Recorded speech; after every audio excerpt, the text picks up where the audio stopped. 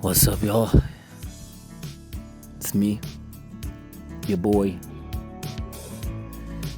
Back in action, got a new camera here.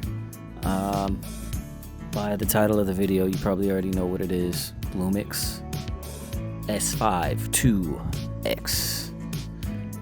I specifically got the X over the 2. One, because I need to record to SSDs anyway. It's a lot cheaper.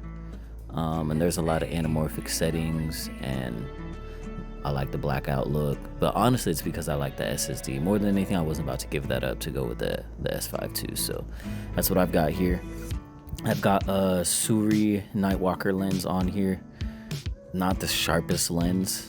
That's really my only complaint. This is the first lens that I've had that doesn't have autofocus, so I'm learning how to use that.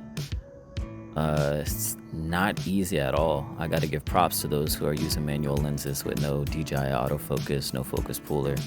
You guys are the real MVPs. Hopefully everything looks good here. I love this camera so far.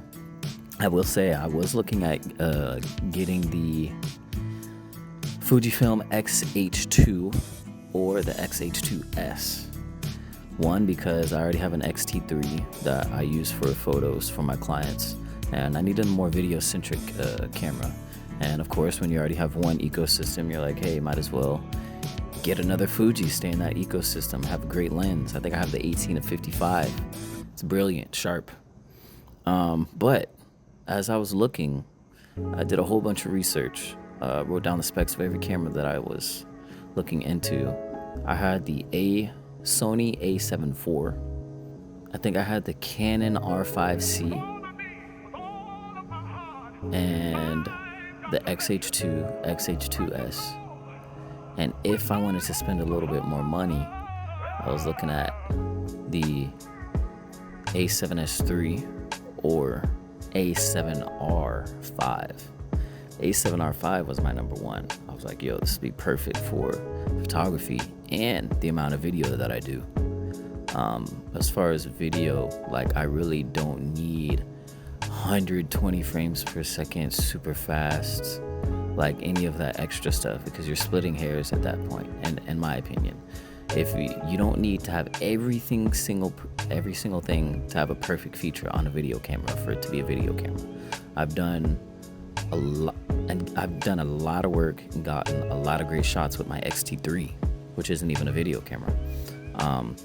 So I was kind of weighing the utility between the photo side and the video side of all these cameras, and for some reason the Lumix just popped up in one of the comparison videos that I was watching, and I was like, wow, actually this is little acorn fell. I was like, damn, this is actually perfect. So I ended up getting it. My next camera, honestly, most likely will be the X-H2. I'm gonna be 100% honest.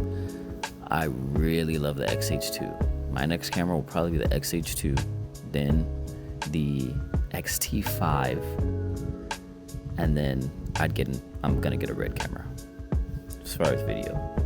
From there, I'm just gonna go straight to red. They dropped their prices significantly by like $3,000. And even online, eBay, you can probably find a red Komodo 6K for like $3,500 for $4,000. So that'll be the next step. Just wanted to show you guys some of the shots here. I've already put some shots in here, as you can see. I love it.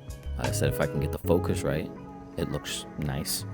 Not the sharpest. You want to make sure on the Suri Nightwalkers that you have it at f2 and up is what I've noticed is the best. Don't put it on 1.2 or anything else. f2.0, f2.8 up looks great. Get your exposure right and you'll get some great images.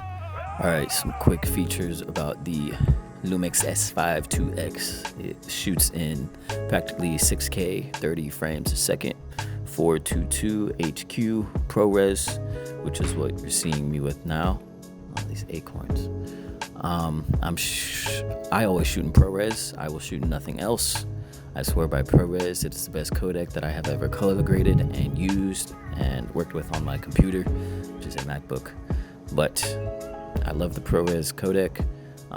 It shoots that in 6K 4K 60.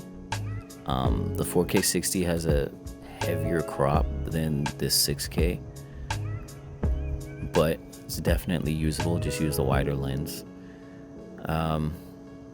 So 4K 60, 422 HQ, 4K 30 frames per second, 422 HQ, or you can do LT on any of these other resolutions also.